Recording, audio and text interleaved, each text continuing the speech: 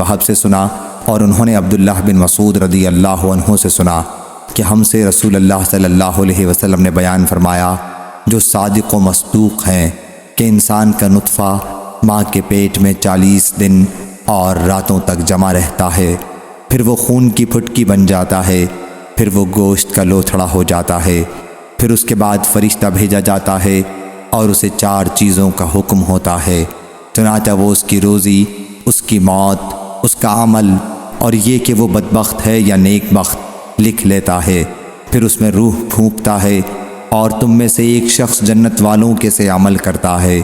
اور جب اس کے اور جنت کے درمیان صرف ایک ہاتھ کا فرق رہ جاتا ہے تو اس کی تقدیر غالب آتی ہے اور وہ دوزخ والوں کے عمل کرنے لگتا ہے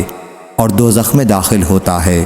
اسی طرح ایک شخص دوزخ والوں کے عمل کرتا ہے اور جب اس کے اور دوزخ کے درمیان صرف ایک بالشت کا فاصلہ رہ جاتا ہے تو تقدیر غالب آتی ہے اور جنت والوں کے کام کرنے لگتا ہے، پھر جنت میں داخل ہوتا ہے۔ صحیح بخاری حدیث نمبر 7454۔